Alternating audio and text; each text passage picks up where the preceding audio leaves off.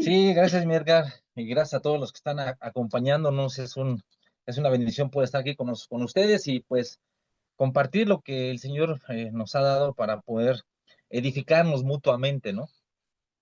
Este, es conocido por nosotros que cuando andamos mal o cuando un cristiano anda mal en cualquier área de su vida, este, es fácil incluso ubicar, o hasta cierto punto fácil ubicar el por qué está mal. Incluso nosotros mismos, si buscamos de Dios honestamente, podemos deducir cuando andamos mal, ¿no?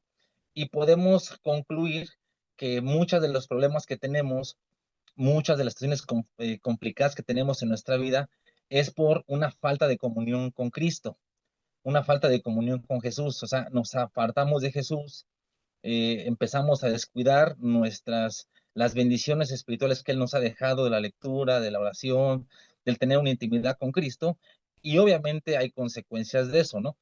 Y hasta cierto punto es fácil identificar eso, porque a través de la misma palabra, a través de la exhortación de los hermanos, podemos nosotros enfocarnos otra vez y volver al camino, ¿no? Ese es realmente el ideal que debemos de seguir toda nuestra vida. Pero hay un peligro, ¿no? De hecho, cuando dejamos de orar y cuando dejamos de leer o cuando no estamos en una comunión con Cristo, hay peligro, ¿no? Peligro de apartarnos, peligro de volvernos al mundo, peligros de volver a ciertos malos hábitos o conductas, ¿no? Que nos llevaron, pues, a fracasar en nuestra vida. Y esos peligros, bueno, pues, están fácilmente ubicados y fácilmente resueltos, por así decirlo, a través de lo que Jesús nos enseña, ¿no? De orar, de velar, de estar en contacto con Jesús. Pero hay otro peligro, hermano, y hay otros peligros que estos creo que son los más difíciles de ubicar o los más complicados de ubicar, porque nuestro corazón es engañoso, nuestro corazón es perverso, como dice la Escritura, y es más complicado identificar estos peligros. ¿Por qué? Porque es cuando todo va aparentemente bien. O como dice el título, cuando estamos siendo bendecidos por Dios. Porque cuando nosotros recibimos la bendición de Dios en el llamado que tenemos, en el ministerio que tenemos, parece que todo se está dando, ¿no? O sea, como que parece que Dios responde cada petición, cada oración, parece que de alguna manera todas las cosas se empiezan a dar, empiezan a verse suplidas las necesidades y ministerialmente hablando, empezamos a ver milagros, empezamos a ver muchas señales que Dios hace por medio de nosotros para poder bendecirnos. Y es ahí donde corremos el peligro o donde corremos estos peligros espirituales que si no le pedimos ayuda al Espíritu Santo, si no somos sensibles a su voz, fácilmente podemos ser engañados y podemos caer ahí. Y va a ser muy difícil que podamos discernirlos y va a ser muy difícil que podamos verlos en nosotros mismos. Y es por eso que ahorita vamos a ver estos peligros espirituales para que nos cuidemos, no nada más en nuestra falta de oración o cuando está pasando algo malo por falta de oración, falta de lectura o por alejarnos de Cristo, sino cuando las cosas van bien, cuando estamos siendo bendecidos y cuando Dios está obrando en nosotros para bendecir a otros. Y quiero que me acompañen en un texto que es en la primera carta a los Corintios, capítulo 9, versículo 27, que mi esposa va a hacernos el favor de leer. Dale, compartirles. Sino que golpeo mi cuerpo y lo pongo en servidumbre, no sea que habiendo sido heraldo para otros, yo mismo venga a ser eliminado. El apóstol Pablo aquí decía que él mismo se propuso eh, moldear su cuerpo, o sea, ponerlo en servidumbre, vamos, precisamente porque él estaba consciente del peligro que podía caer.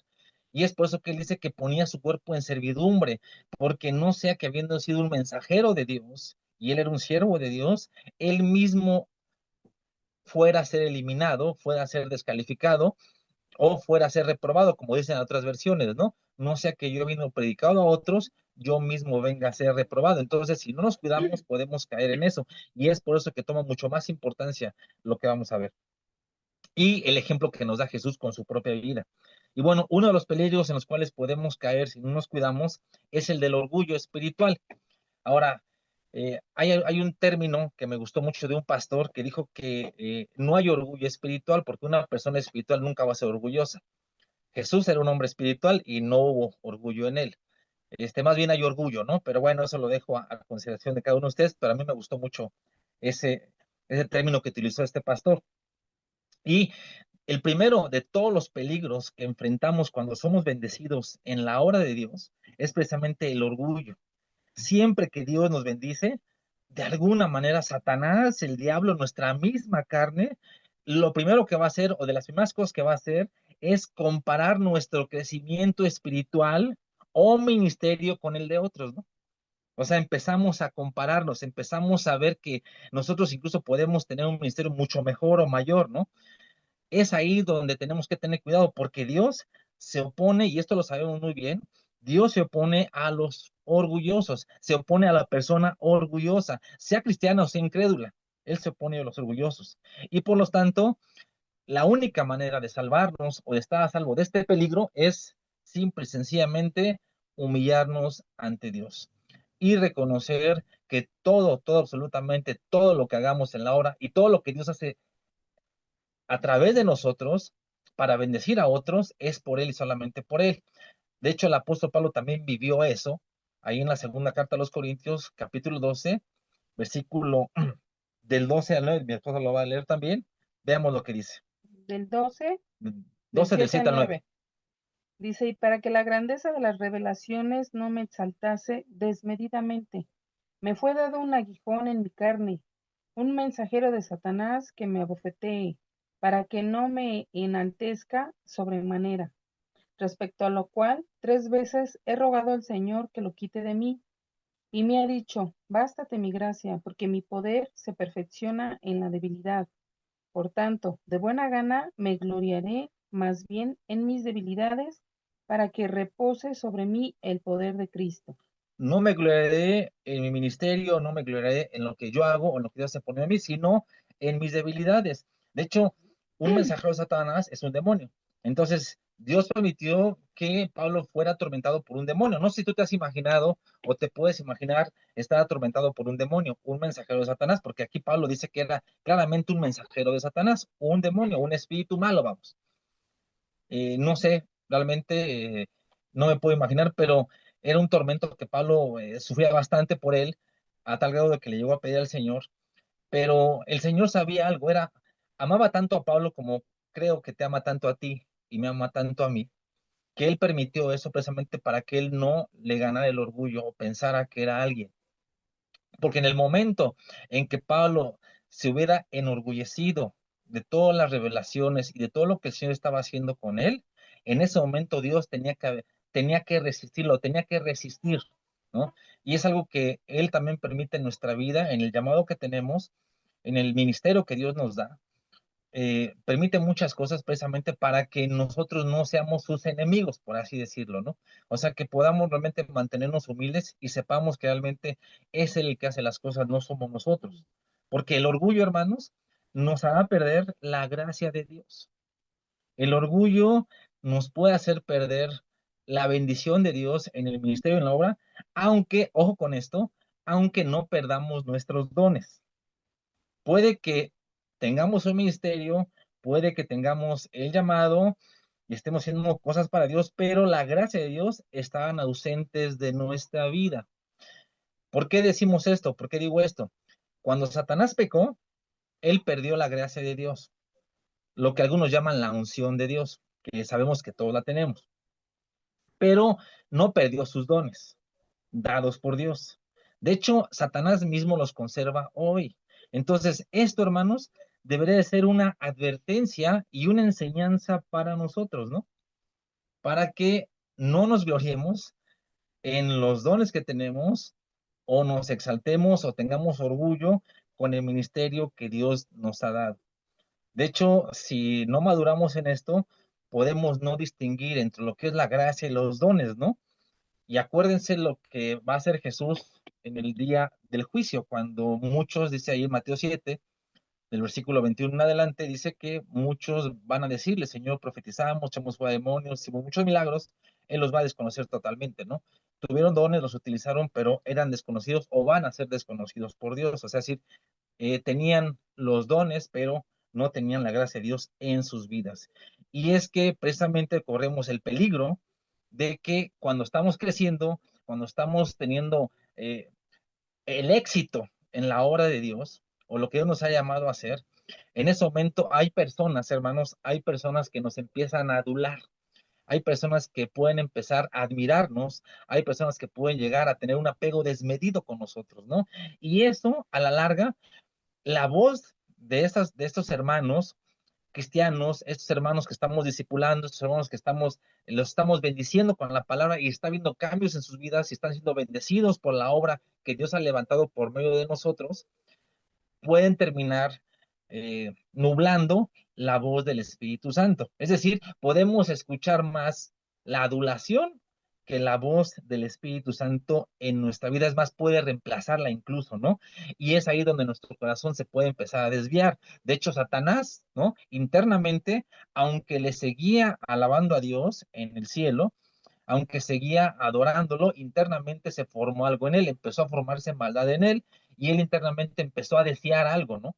Empezó a desear, de hecho, nosotros a través de los evangelios y de lo que nos enseña Jesús, podemos saber qué es lo que más desea Satanás. Lo que más desea Satanás no es que nosotros tropecemos, que nosotros no. Lo que más desea Satanás, claro que va dentro del paquete, es ser adorado. Porque es lo que le dijo a Jesús, todo eso te voy a dar, la gloria de los reinos si tú postrado me adoras. Entonces, Satanás internamente, él anheló que la adoración y la admiración hacia su persona.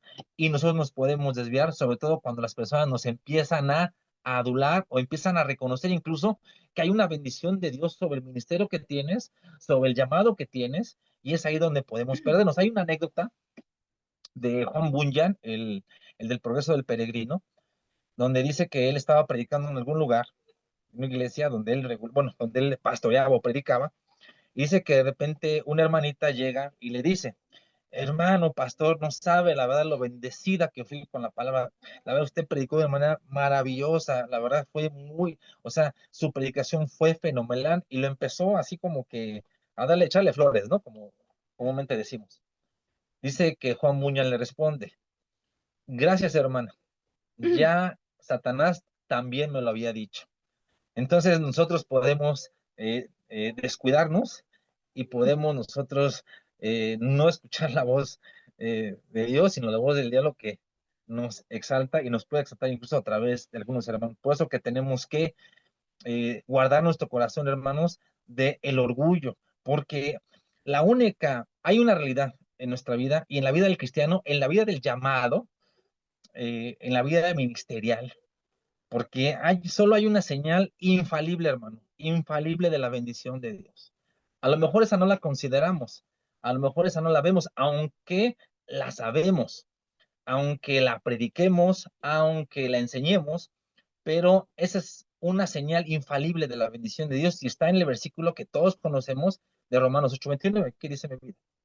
Dice, porque los que antes conoció, también los predestinó para que fuesen hechos conforme a la imagen de su Hijo, para que Él sea el primogénito entre muchos hermanos. Ahora, aquí el versículo no dice, la palabra de Dios no dice que fuimos predestinados para ir al cielo, no fuimos predestinados para ser grandes maestros, no fuimos predestinados para predicar, no fuimos predestinados para tener un gran ministerio. Fuimos predestinados para ser conforme a la imagen de Jesús. Entonces, la marca infalible de la bendición de Dios sobre nuestras vidas es que nos volvamos más como Cristo, simple y sencillamente. Entonces ahí es donde entra el discernimiento, porque no debemos de confundir la predicación con la gracia de Dios, ¿no? O sea, porque un ministerio bendecido, un llamado bendecido, siempre, siempre va a traer a las personas a una devoción más profunda a Jesús. O sea, el ministerio bendecido va a hacer que las personas amen más a Jesús, sigan más a Jesús, tengan una devoción más con Jesús, una intimidad más con Jesús, a un mayor quebrantamiento, a un mayor odio al pecado. Esa es una marca de un ministerio bendecido, que casi, casi no se proclama en el día de hoy en muchas iglesias, hermano. No generalizo. Hay iglesias que están predicando la verdad, sana doctrina, buena doctrina, pero realmente muchas atraen las personas hacia los predicadores, no hacia Jesús, porque la predicación o la oratoria buena o la predicación buena, si no está enfocada a esto, va a atraer a la gente a admirarnos, va a atraer a la gente a sentir un mayor apego por nosotros, un mayor apego por tu ministerio, un mayor apego por tu persona, ¿no? Y obviamente eso es lo que debemos de evitar, porque tenemos que bendecirlas llevándolas a Jesús, atrayéndolas a Jesús.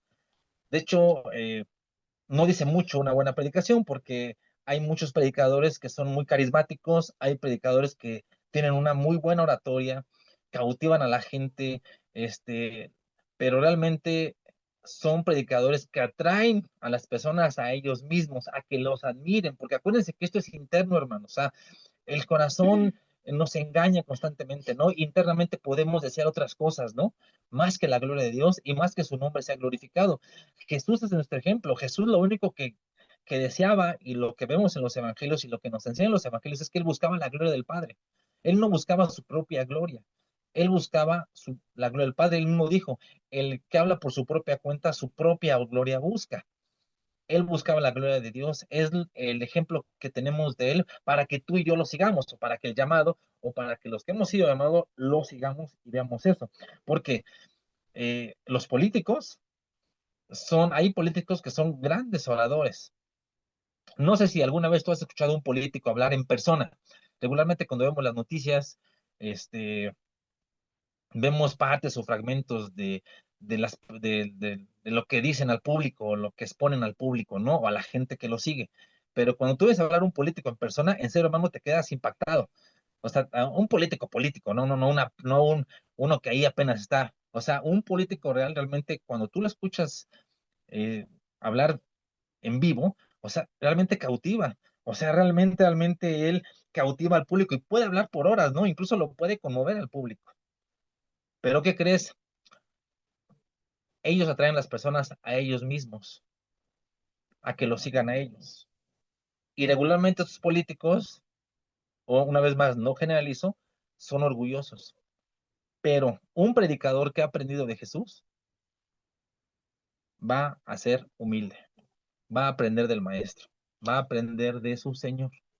Entonces, es algo que tú y yo tenemos que ver para que precisamente no caigamos en esto y que nos podamos examinar, porque a veces podemos no verlo, porque nuestro corazón es engañoso. Entonces, el orgullo espiritual es uno de los peligros cuando somos bendecidos en la obra y cuando nos está yendo bien y cuando Dios está bendiciendo la obra que estamos, o sea, que Él está haciendo a través de nosotros. Otro peligro que corremos, hermano, y que corre el que tiene un llamado de Dios y tiene un ministerio de parte de Dios, es que puede haber una falta de voluntad para recibir corrección y exhortación. Es decir, renuencia a ser corregidos. Cuando Dios bendice el ministerio, la obra que estamos haciendo, es fácil empezar a pensar, hermano, y acuérdense una vez más, valga la redundancia, esto es algo interno, hermanos, es algo interno. Es fácil pensar que nunca podemos equivocarnos, que estamos haciendo las cosas bien, que ni siquiera nuestros hermanos mayores en la fe pueden corregirnos. Incluso si nos corrigen, nos justificaremos ante cada corrección. O sea, nunca la aceptaremos tal cual. Siempre buscaremos justificarnos. Y es algo que no aprendemos de Jesús y no aprendemos del Espíritu Santo. Hay algunos ejemplos de esto. Por ejemplo, vemos cómo reaccionó Pedro, ¿verdad? Ahí en Gálatas, cuando fue corregido por un hermano menor en la fe. Acuérdense que Pedro era una columna, era considerado junto con Juan una columna, y él cayó en tener una actitud hipócrita, y Pablo ve esto y lo corrige. Pero veamos lo que dice la Escritura y vamos a ver cómo reaccionó el apóstol Pedro ante la corrección de Pablo. En Gálatas capítulo 2, del versículo 11 al 14, dice así. Pero cuando Pedro vino a Antioquía, le resistí cara a cara porque era de condenar, pues antes que viniesen algunos de parte de Jacobo, comía con los gentiles. Pero después que vinieron, se retraía y se apartaba, porque tenía miedo de los de la circuncisión. Y en su simulación participaban también los otros judíos, de tal manera que aun Bernabé fue también arrastrado por la hipocresía de ellos.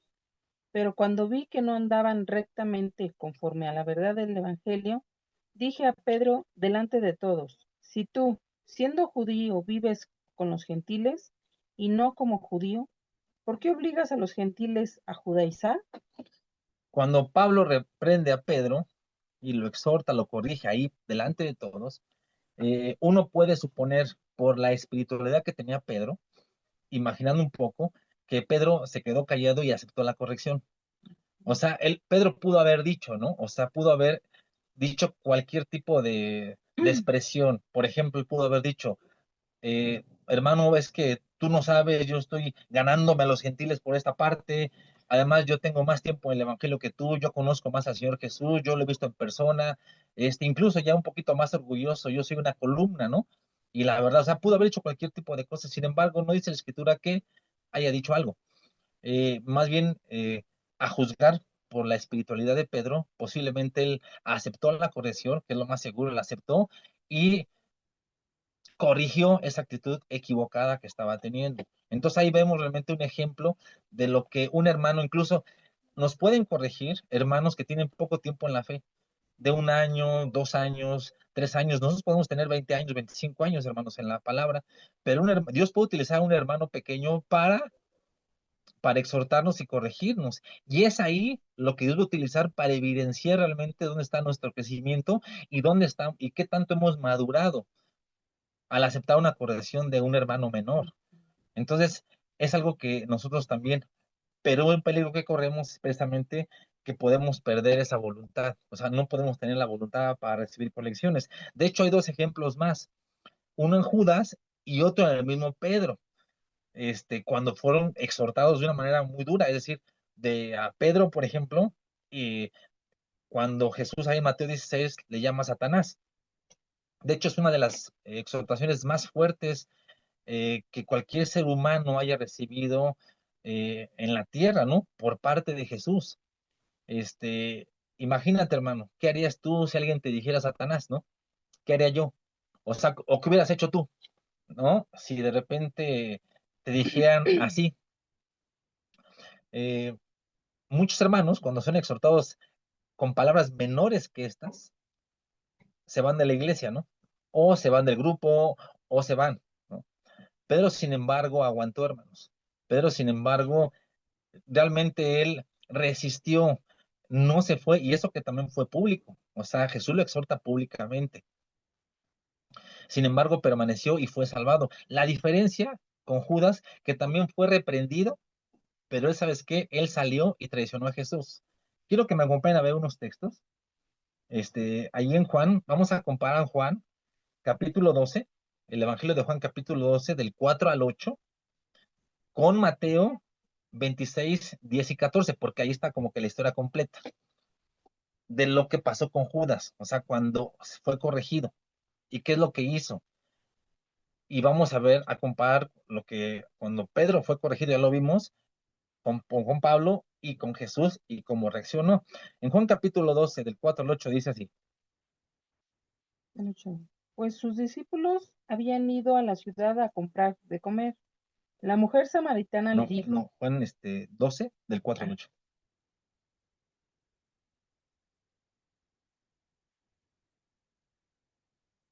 12, del 4 al 8, Uh -huh. perdón, hermano. Y dijo uno de sus discípulos, Judas Iscariote, hijo de Simón, el que le había de entregar, ¿por qué no fue este perfume vendido por 300 denarios y dado a los pobres? Pero dijo esto, no porque se cuidara de los pobres, sino porque era ladrón y teniendo la bolsa, sustraía de lo que se echaba en ella. Entonces Jesús dijo, déjala, para el día de mi sepultura ha guardado esto, porque a los pobres siempre los tendréis con vosotros, mas a mí no siempre me tendréis. Gran multitud de los judíos supieron entonces que él estaba allí y vinieron. ¿Hasta No, el 8? ¿Hasta el 8? allá. Hasta el 8. Ahora, Mateo 26, versículo 10 y versículo 14. rápidamente, porque viene como la continuación y vemos lo que hizo Judas, porque Jesús los exhorta y después pasa esto. 26 del 10 26, al 13. 10 y 14. Al 10, 14. Y entendiéndolo Jesús le dijo, ¿por qué molestáis a esta mujer? Pues ha hecho conmigo una buena obra. El 11. 14. Entonces uno de los 12, que se llamaba Judas Iscariote, fue a los principales sacerdotes. ¿Qué hizo Judas cuando fue reprendido o cuando fue corregido? Salió e inmediatamente traicionó a Jesús. A diferencia de Pedro, que se humilló cuando Jesús lo llamó Satanás y fue salvo, o sea, se salvó de eso. Entonces, esto lo entendemos, hermano, en la palabra, como que tenemos que tener un corazón sensible y ser humildes cuando recibimos cierta exhortación de parte de hermanos, ya sea mayores o menores, y que tenemos que tener la suficiente humildad para poder saber que viene de parte de Dios. Ahorita último vamos a ver un equilibrio en esto, porque el Espíritu Santo siempre, siempre, hermanos, nos muestra la gloria de Jesús, siempre. Y cuando vemos esa gloria, lo que vemos es inmediatamente nuestra propia necesidad, hermanos, y nuestra carencia de parecernos más a Jesús. Porque si buscamos con honestidad la piedad de nuestra vida, si buscamos con honestidad la santidad de nuestra vida, ¿qué es lo que vamos a hacer? Nos vamos a examinar a nosotros mismos, es decir, nos vamos a juzgar a nosotros mismos. De hecho, hay una promesa ahí en la primera carta a los Corintios, capítulo 11, donde toma la cena del Señor, ahí en el versículo 31 y 32. Vamos a leerlo rápidamente. Primera de Corintios 11, 31 y 32, ahí nos rápidamente. Dice, si pues nos examinésemos a nosotros mismos, no seríamos juzgados, mas siendo juzgados somos castigados por el Señor para que no seamos condenados con el mundo. Dice la palabra que si nos juzgamos, nos examinásemos a nosotros mismos correctamente, entonces no seremos castigados por Dios, no seremos juzgados por Dios. El versículo siguiente, el 32, dice que si nos juzgamos a nosotros mismos, es decir, si nos examinásemos correctamente delante de Dios, entonces, digo, si no lo hacemos correctamente más bien, entonces Dios va a castigarnos, Dios nos va a juzgar, porque Dios no se verá obligado a disciplinarnos, a castigarnos. Pero si Él nos disciplina, hermanos, es para no ser, como dice ahí, condenados con el mundo. Si nos castiga es para que no seamos condenados con el mundo. Entonces, cuando nosotros caminamos con el Señor, cuando alguien camina con el Señor, cuando alguien busca la piedad en su vida de una manera sincera y honesta, una característica va a ser que se va a estar examinando constantemente. Y lo que va a ver es su falta de semejanza con Jesús en muchas áreas, porque es lo que se puede ver, hermanos. Realmente lo que vale nuestra vida, realmente qué tanto estamos pareciéndonos a nuestro Señor, a nuestro Rey, al que le decimos que lo amamos, al que le cantamos cada domingo o entre semana, con el que estamos realmente constantemente exaltándonos, ¿no? Porque esto siempre se va a probar en los resultados. O sea, no se va a ver en la forma como prediquemos, cómo enseñemos, cómo hagamos incluso la obra. Se va a ver realmente en el fruto de nuestra vida. O sea, qué tanto se está manifestando Jesús en nuestro carácter, en nuestra forma de hablar, de pensar, de manejar el dinero, de tratar a la esposa, tratar al esposo, educar a nuestros hijos. O sea, en todas las áreas de nuestra vida. Y eso va a hacer que se manifieste Jesús, la gloria de Dios, y los que están a nuestro alrededor, hermanos, tengan que ver eso. O sea, creo que es lo que tenemos que anhelar principalmente, porque es para lo que nos predestinó, como vimos hace rato, como dice la Escritura. Eh, Cuando Pablo se despide, ahí en Hechos 20, de los hermanos, dice que se arrodilla. Ahí en Hechos 20 nos muestra que eh, él predicó alrededor de 3 años ahí, ahorita vamos a ver algo de eso rápidamente, y dice que cuando se despide, dice que salieron a despedirlo, se hincaron y se pusieron a llorar con él. Yo he meditado un poco en eso, hermanos, acerca de por qué lloraban, o sea, por qué realmente estaban tan conmovidos y estaban tan, porque se iba Pablo, vamos, ¿no? Y pues haciendo una cuenta, si, si dice Pablo ahí, si lo vemos literal, que predicó día y noche, ha de haber predicado a estos hermanos como alrededor de 1800, 1900 sermones, ¿no? O sea, muchos sermones, ¿no? Pero, ¿qué es lo que más les dolía de Pablo? O sea, ¿qué es lo que más iban a extrañar de Pablo? No era propiamente sus predicaciones, sino su persona misma, ¿no? O sea, su carácter, todo lo que él irradiaba, toda la ternura, toda la bondad, toda la misericordia, toda la humanidad, todo lo que él reflejaba de Jesús. Siento yo que es lo que estaban lamentando más que las mismas predicaciones de él. Entonces, eso es un buen reto para nosotros, ¿no? Para los que hemos sido llamados, ¿no? Que cuando tengamos que dejar a la gente que está a nuestro alrededor, no nos extrañen, ¿no? Porque les predicábamos muy bonito, o les exhortábamos muy bonito, o les enseñábamos muy bien, sino más bien porque nuestra propia vida era una enseñanza misma y veían a Jesús en nosotros. Ese es el ideal y es lo que debemos o lo que deberíamos de aspirar principalmente en el ministerio. Ahora, para equilibrar un poquito esto, cuando nos exhortan, hermanos, y cuando nos corrigen, debemos de ver realmente quién nos está corrigiendo. Porque un día un hermano me dijo, dice, Armando, si un día alguien te corrige y tú ves que ese hermano está caminando delante de Dios, que es un hermano santo, que está realmente caminando con Jesús, hazle caso. Puede ser que Dios te está hablando a través de él. Pero si tú ves que un hermano te está exhortando y ves que este hermano en la carne tiene mal testimonio, ¿sabes qué? Lo más seguro es que esté hablando en la carne, deséchalo. Entonces es como un equilibrio, ¿no? Para ver de quién podemos recibir una corrección y de quién no la podemos recibir por lo menos deberíamos de considerar recibirla o no. Entonces, el peligro es que no tengamos esa voluntad para ser corregidos. Tenemos que también cuidarnos de eso. El siguiente peligro que enfrentamos o que podemos enfrentar y podemos no darnos cuenta cuando estamos siendo bendecidos en la obra, es que nos exaltamos o nos podemos exaltar a nosotros mismos. Cuando Dios nos bendice, nos resulta fácil exaltarnos por encima de los demás. Poco a poco, acuérdense que esto es a veces gradual, es sutil, es engañoso. Incluso, sin darnos cuenta, podemos formar un grupo de admiradores, ¿no? No de seguidores de Jesús, sino un grupo que nos admire.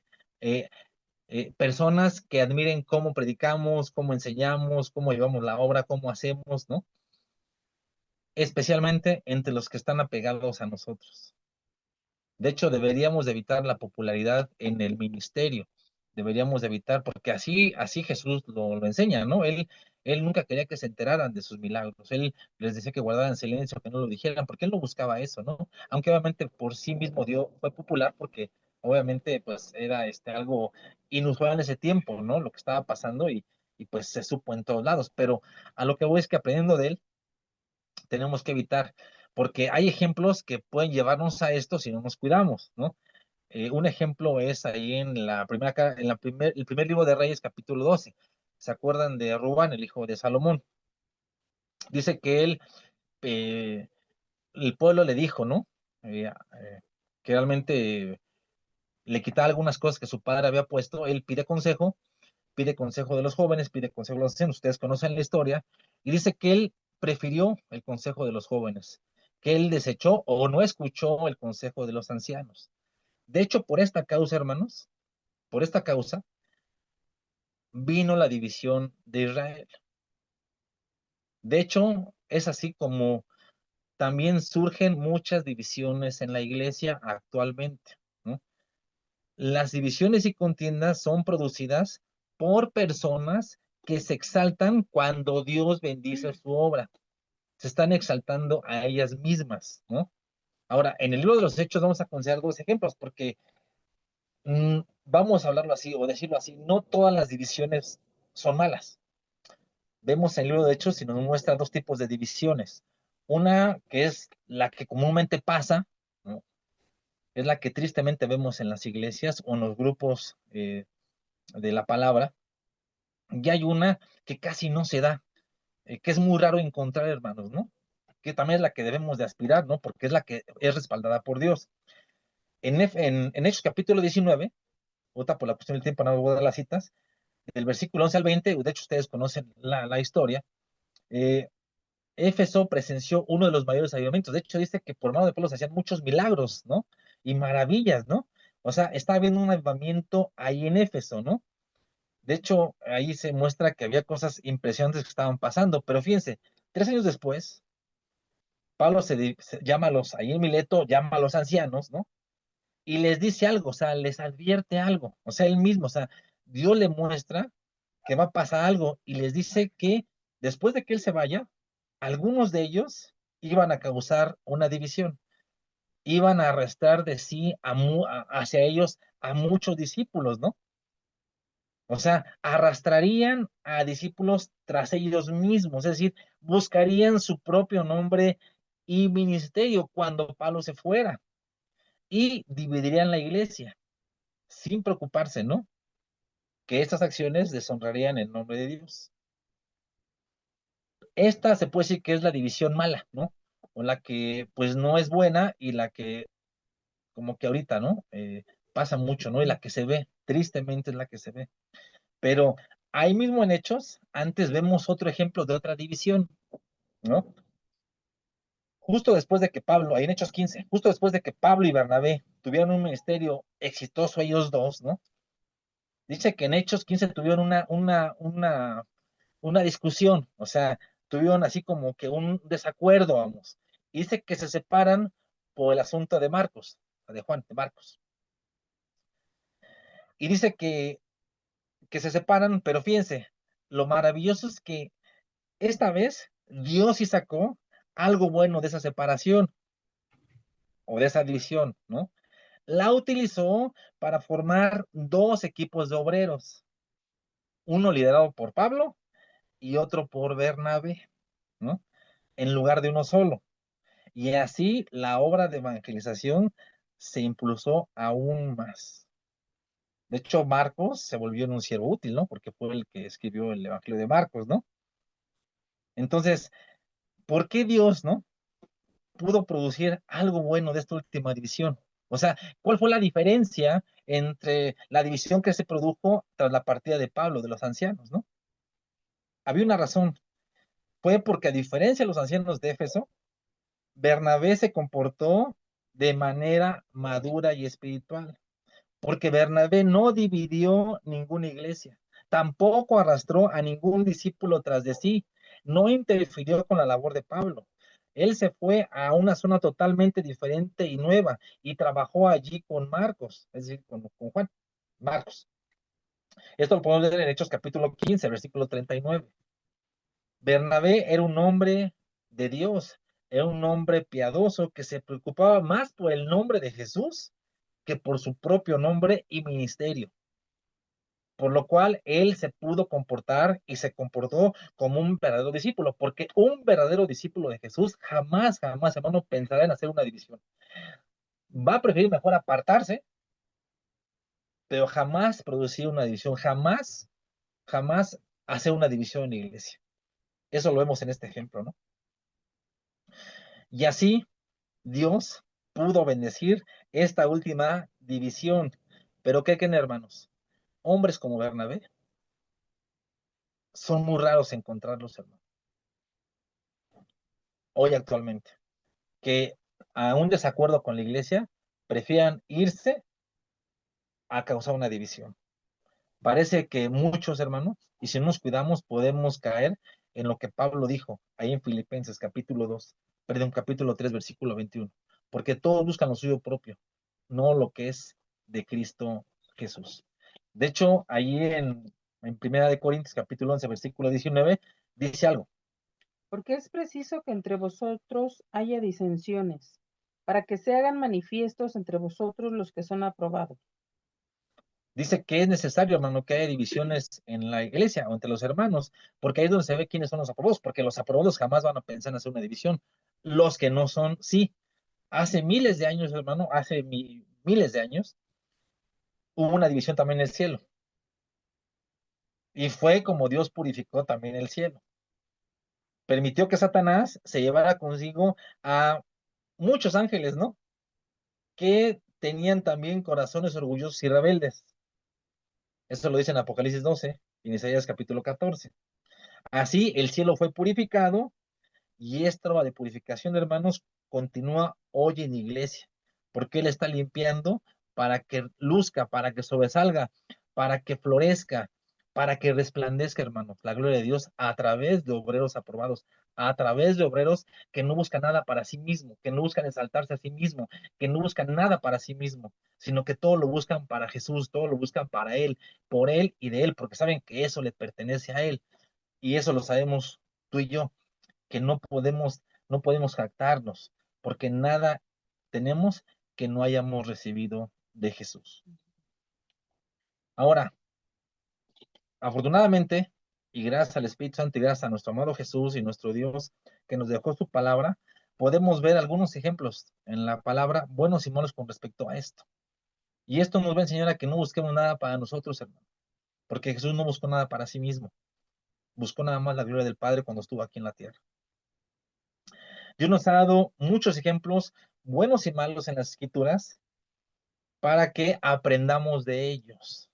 De hecho, en la primera carta a los Corintios, capítulo 10, dice que todo lo que pasó anteriormente es para nuestro ejemplo. Nos amonesta ahí para que tengamos un ejemplo de lo que les pasó anteriormente, ¿no? Pero vamos a ver algunos ejemplos rápidamente y con esto concluimos estos peligros espirituales cuando tenemos la bendición de Dios.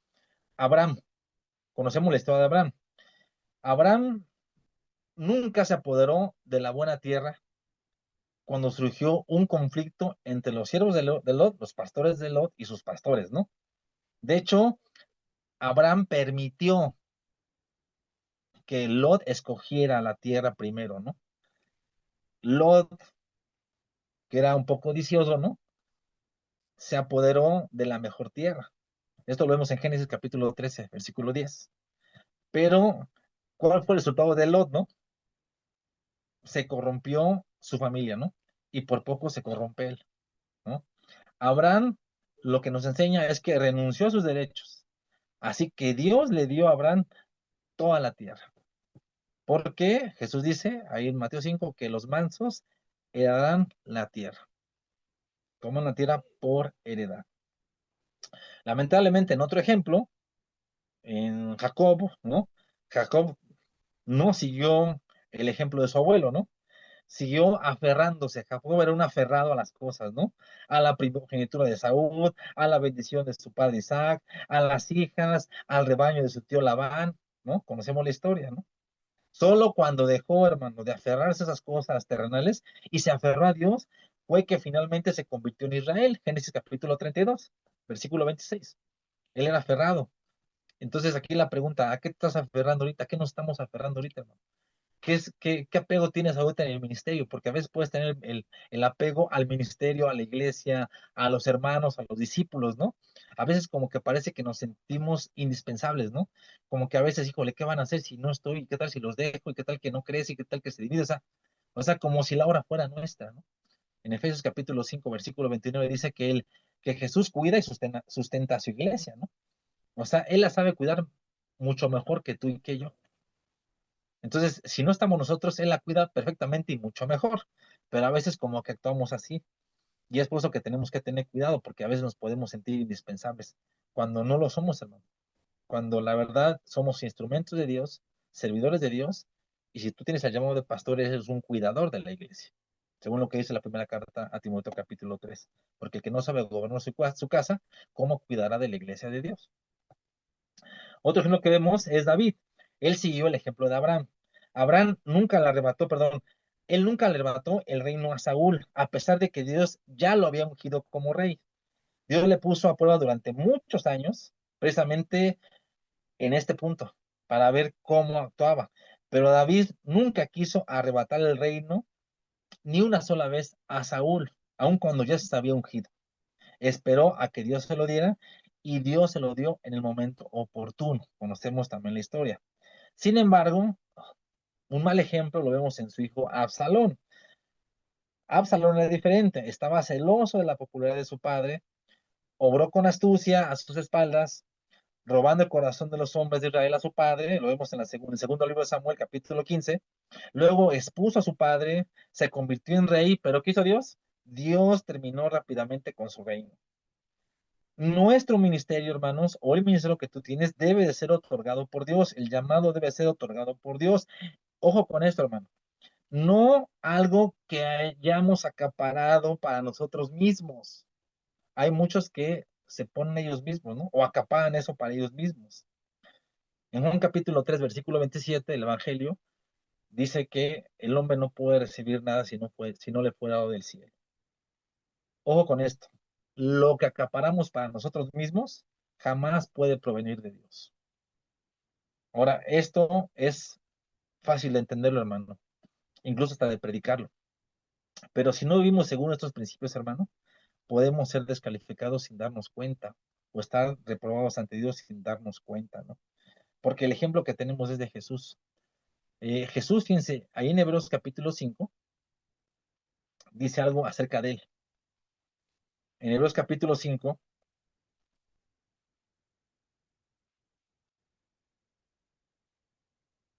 habla del sacerdocio, de hecho, en el contexto hablando del sacerdocio de Jesús, y dice algo en el versículo 4 y versículo 5. Y nadie toma para sí esta honra, sino el que es llamado por Dios, como lo fue Aarón. El 5. Así tampoco Cristo se glorificó a sí mismo haciéndose como sacerdote, sino el que le dijo, tú eres mi hijo, yo te he engendrado hoy. Dice que nadie toma para sí esta honra, sino el que es llamado por Dios. O sea, solamente puede tomar honra el que es llamado por Dios, solamente puede tomar a alguien el llamado si es llamado por Dios, o si Dios lo pone. Pero el versículo 5 dice, así tampoco Cristo se glorificó a sí mismo haciéndose, o sea, él, sumo sacerdote, sino aquel que le dijo en este caso a Dios, tú eres mi hijo, yo te he engendrado hoy. Entonces, Jesús, el ejemplo que tenemos de Jesús es de que nunca se aprovechó, nunca se puso él, nunca conspiró, nunca aduló a la gente para ganarse un apoyo, nunca obligó a nadie a unirse a su grupo, ¿no? Realmente él incluso, hermanos, yo me puse a pensar cuando los discípulos se fueron en Juan 6. Él es tan maravilloso nuestro Señor que hasta incluso nos da la libertad de ser, les dio la libertad a los discípulos para rechazarlo. O sea, tanta libertad tenemos. Y es la misma libertad que les tenemos que dar a los que estamos discipulando. Les tenemos que dar la libertad de que también nos rechacen, hermano. Y Jesús lo hizo porque él nunca obligó a nadie. Su actitud en todo momento fue, todo lo que el Padre me da, vendrá a mí. Juan 6:37, el Evangelio de Juan. Jesús atrae a la gente. Nunca los arrastraba, ni los agarraba, ni se los apropiaba. O sea, él realmente los atraía, pero para glorificar el nombre del Padre. Entonces, hermanos, todo este ejemplo que vemos en su persona y en esto que acabamos de ver, es algo que tú y yo tenemos que tener bien presente en el llamado que tenemos. Y si tú estás siendo bendecido y Dios está hablando poderosamente de ti y en el llamado que tú tienes, hermano o hermana, matrimonio, ten presente, hermanos, porque es fácil engañarnos, es fácil caer en esto si no nos cuidamos, ¿no? En el orgullo, no tener voluntad para ser corregidos y exaltarnos a nosotros mismos, ¿no? Y concluyo con esto. Una persona, hermano y hermana, que nos escuchan, una persona parada se puede caer. Una persona incluso sentada se puede caer. Pero una persona que está en el suelo jamás se va a caer. Entonces, que el Señor nos ayude, hermanos, a mantener la cara en el polvo, o sea, humillándonos, que aprendamos de sus caminos y que aprendamos de Jesús, nuestro mejor ejemplo. Y como lo dijo ahorita nuestro amado Edgar Morán, el que tiene oídos para oír, que oiga. Dios los bendiga y muchas gracias por darnos la oportunidad de compartirles.